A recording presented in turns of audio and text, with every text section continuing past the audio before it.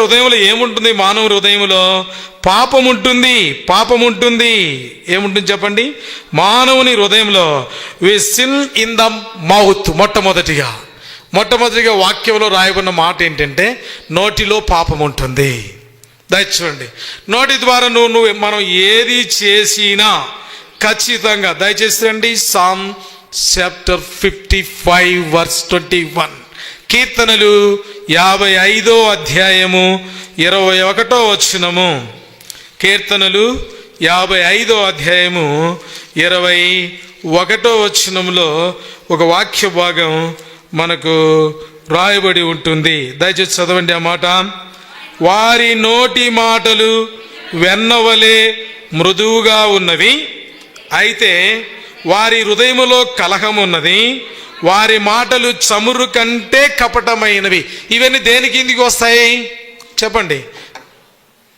ఇవన్నీ దేని కిందికి వస్తాయి? చెప్పండి, దేని కిందికి వస్తాయి? పాపము కిందికి వస్తుంది. పాపం ఎగ్జాక్ట్లీ, ఖచ్చితంగా హృదయములో కలహం, హృదయములో వారి మాటలు పైకి ఎలా కనబడతాయి అంటే దేనికంటే చెప్పండి. వెన్న ఎట్లా ఉంటుంది? పట్టుకుంటే జారిపోతూ ఉంటుంది.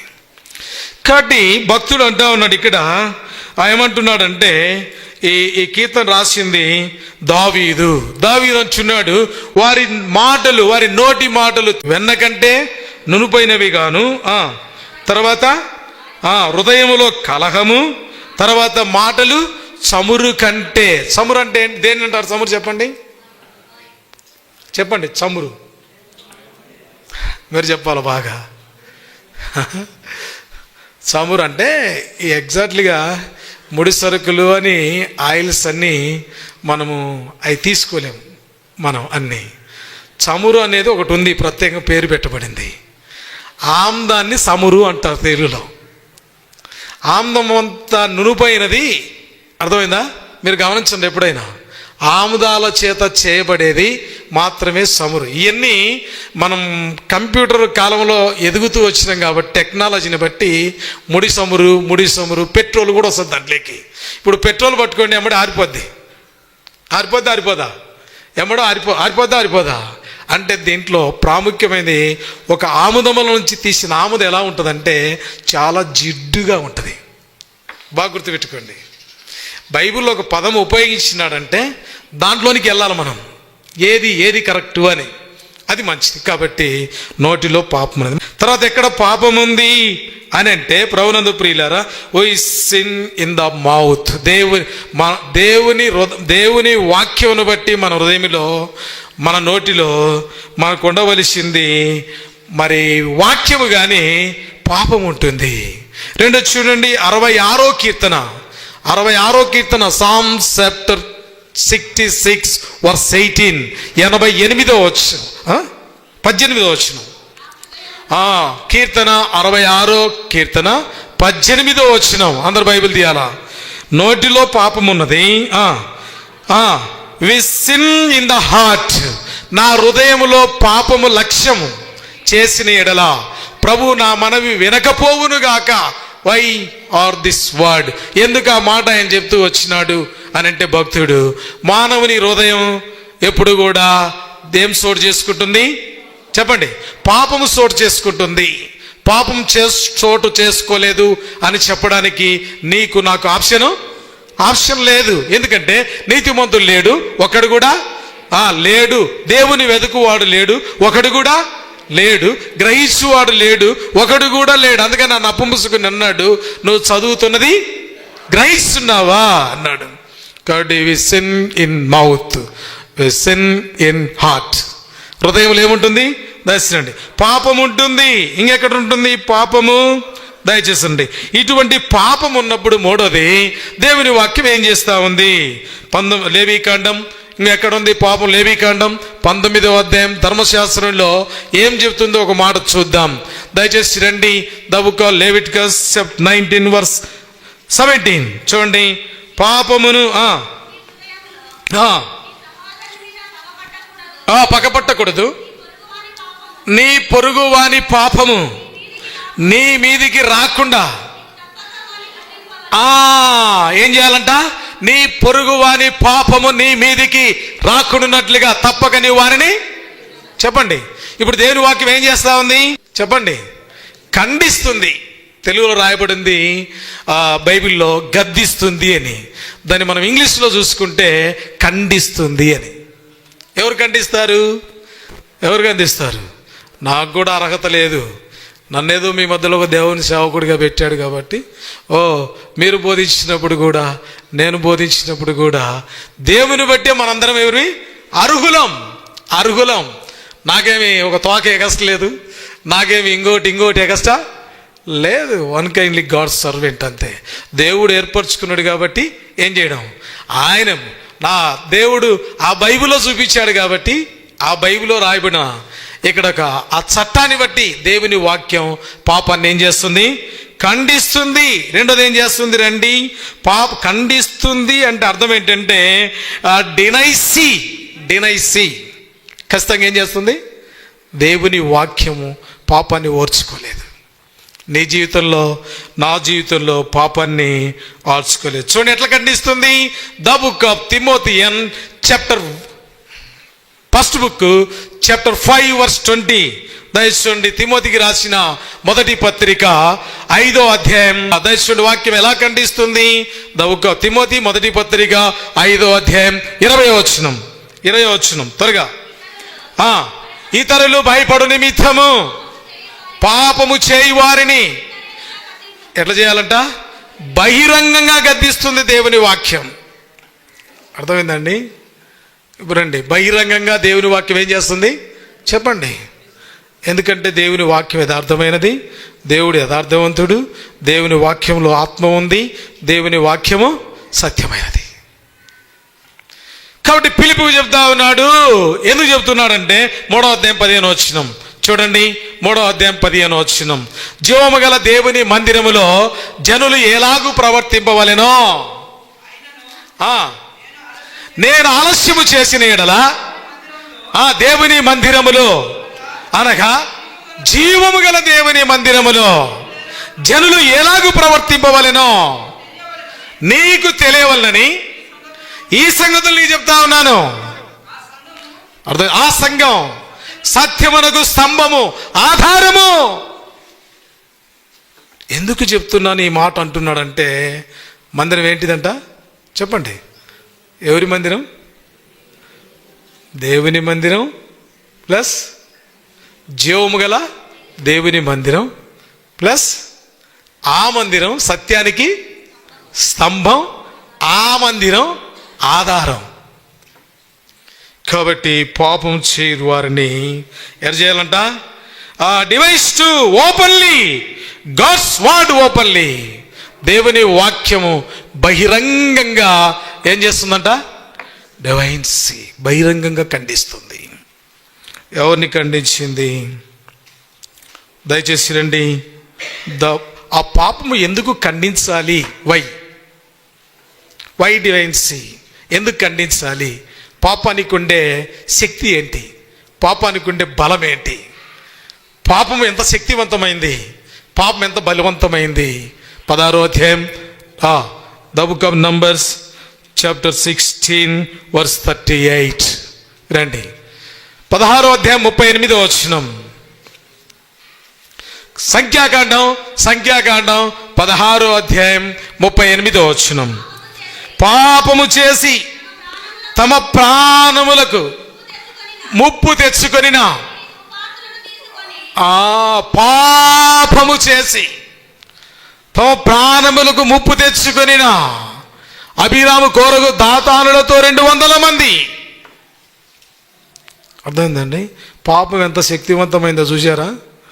ఎందుకంటే ప్రతి సేవకులు, ప్రతి పరిచారకులు, ప్రతి పెద్దలు నిలబడిన ప్రతి చోట పాపం అనేది రాకుండా బోధించగలమా? బోధించలేం. ఎందుకు? పాపము అంత భయంకరమైంది. ఒక్క దెబ్బతో అక్కడ చూస్తే 100 మంది చనిపోతూ వచ్చినారు, ఒక్క కోరహ అభిరామును బట్టి. తర్వాత చూడండి 32వ అధ్యాయం 33వ వచనం. నంబర్స్ చూడండి 32వ అధ్యాయం 33వ వచనం సంఖ్యాకాండం.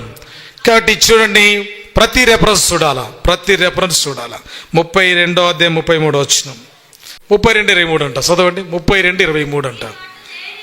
క్షమించండి, 32:23. మీరు అట్లు చేయని ఎడల వారగుదురు అనుక మీ పాపము మిమ్మును పట్టుకుంటుంది. చూడండి ఎంత శక్తివంతమైందో పాపం. పాపం ఏం చేస్తుంది? ప్రాణానికే ముప్పు. పాపం ఏం చేస్తూ ఉంది? పట్టిస్తుంది. కాబట్టి పాపము చేత మనం ఎవ్వరిమీ కూడా పట్టబడకూడదు. అయితే ప్రభునందు ప్రియమైనటువంటి స్నేహితుడా, సహోదరి, పాపము ఎలా ఉన్నది? 2 సమూయేలు గ్రంథం 12వ అధ్యాయం 7వ వచనం. ఇప్పుడు నెమ్మదిగా మనం వెళ్తా ఉన్నాం. చూడండి, పాపం ఎక్కడుంది? వాక్యం ఉండవలసిన చోట పాపం ఉంది. చదవండి అన్నమాట. సమూయేలు 2వ గ్రంథం 12వ అధ్యాయం 7వ వచనం. సమూయేలు 2nd బుక్ చాప్టర్ 12 verse 7. నాతాను దావీదును చూసి, ఆ మనుష్యుడవు నీవే, నీలో పాపమున్నది మనం అంటున్నా లేదా? అంతా చెప్పుకుంటూ వచ్చిన వరకు నేను లాస్ట్ మాట చెప్తా ఉన్నాను. ఆ మనుష్యుడవు నీవే, ఆ బెషబాను ఆహ్వానించింది నువ్వే, ఆ బెషబాను తెప్పించింది నువ్వే. నీలో ఉండవలసిన వాక్యానికి బదులుగా నీ హృదయంలోనికి ఏం ఆహ్వానించినావు? పాపాన్ని ఆహ్వానించినావు. రెండోది, పాపమును ఏం చేసినావు? కప్పిపెట్టావు. ఈరోజు పాపం, God evoked the sin in the David book. పాపము చేత ఇప్పుడు నాతాను ఎదుట ఏం చేయబడతా ఉన్నాడు? నాతాను ఏం తీసుకెళ్ళాడు? దావీదు గారు నాతాను ఏం తీసుకెళ్ళాడు?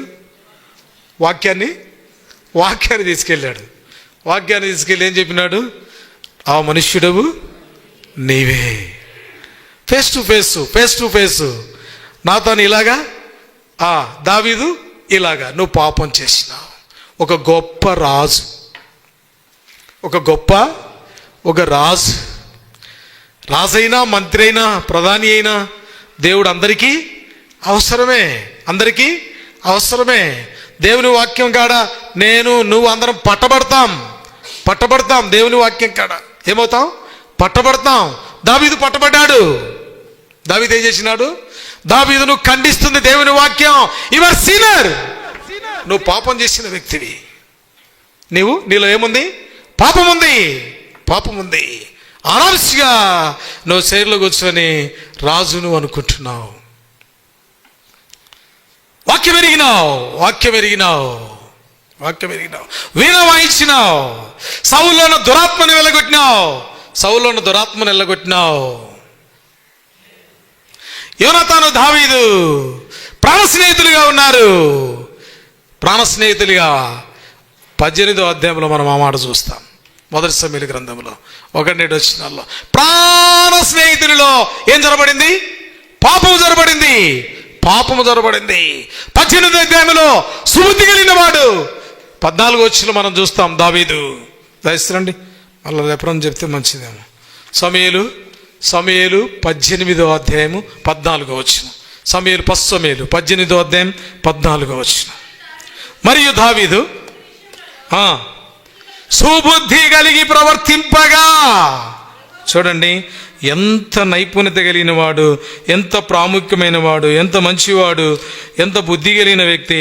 అటువంటి వ్యక్తి హృదయంలో వాక్యాన్ని బదులుగా ఏం చోటు చేసుకుంది? చెప్పండి. పాపం చోటు చేసుకుంటా వచ్చింది. పాపము చోటు చేసుకుంటా వచ్చింది. ఎంత భయంకరమైన పరిస్థితి. అందుకని దేవుని వాక్యం అంటుంది, నీలో ఏమున్నది? నీలో పాపం ఉన్నది. ఎంత సుబుద్ధి కలిగిన వాడు అని మనం చూస్తే, ప్రభునందు ప్రియమైన వారలారా, 5వ వచనం. ఏ పని అప్పగించిన. 5వ వచనం.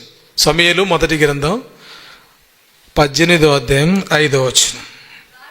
దావీదు పంపిన ప్రతి చోట పోయి సుబుద్ధి కలిగి పని చేసుకుని వచ్చాను. ఇప్పుడు 2 సమూయేలు 7వ అధ్యాయం ఏమంటుంది? 1 సమూయేలు గ్రంథం 18వ అధ్యాయం 5వ వచనం 14వ వచనం మెనీ రెఫరెన్స్, మనకు టైం లేదు కాబట్టి ఏమంటుంది? అతడు very good man of David, దావీదు ఈజ్ వెరీ గుడ్, మంచివాడు అని సాక్ష్యం ఇస్తుంది. మంచివాడని ఏం చెప్తుంది? సాక్ష్యం ఇస్తుంది. దేవుని వాక్యం అంటుంది 12వ అధ్యాయం 7వ వచనం, యువర్ సీనర్. ఆ పాపము చేసిన వ్యక్తివి ఏ వ్యక్తి చేశారు చెప్పండి? సుబుద్ధి కలిగిన చెప్పండి, అందరూ చెప్పండి, నేర్చుకోండి. సుబుద్ధి కలిగిన దావీదు. అదే దేవుని వాక్యం లేకపోతే, ఇప్పుడు చెప్పండి, అదే దేవుని వాక్యం లేకపోతే దావీదు ఎక్కడుండేవాడు? అవును కదా? దేవుని వాక్యం లేకపోతే దావీదు యొక్క అడ్రస్ ఎలాగనగా పాపం వలన వచ్చు జీతం మరణం. దావీదు ఉంటాడా? దేవుని వాక్యం డైరెక్ట్ వెళ్ళి ఆ మనిషికి, ఆ సంఘానికి, ఆ సేవకుడికి ఎప్పుడైతే దేవుని వాక్యం అనేది బహిరంగంగా గద్దించిందో, David is surrender word of God. దేవుని వాక్యానికి ఏమైనాడు చెప్పండి? విధేయత చూపించాడు. ఇప్పుడు రండి, అట్టి భయంకరమైన పాపిని దయచేసి 2 సమూయేలు గ్రంథం 12వ అధ్యాయం 13వ వచనం, 2 సమూయేలు గ్రంథం 12వ అధ్యాయం 13వ వచనం, the book of Samuel 2nd book chapter 12 verse 13. నేను పాపము చేసింది, దావీదు ఒబేడ్ గాడ్స్ వర్డ్. దేవుని వాక్యానికి ఏమి చేశాము అన్నది నువ్వు నేను పక్కన పెడితే, దేవుని వాక్యం ఎప్పుడైతే డేవిడ్కు చెప్పబడిందో, చెప్పండి ఏమైనాడు? ఇప్పుడు లోబడ్డాడు. కాబట్టి ఆరాధించగలుగుతాం. మనందరూ ఎవరిమి? పాపులం. All are equal sinners. అయితే ప్రభువైన యేసుక్రీస్తు ఈ లోకానికి తన వాక్యాన్ని తీసుకొచ్చాడు అర్థవంతంగా. ఆయన వాక్యం ద్వారా మనం గద్దించుకున్నప్పుడు, మనం ఎప్పుడైతే లోబడతామో ఆ లోబడేదే యథార్థత. ఆ లోబడేదే ఏంటిది? యథార్థత. తండ్రి అట్టివారు కావాలని ఏం చేస్తా ఉన్నాడు? కోరుచున్నాడు.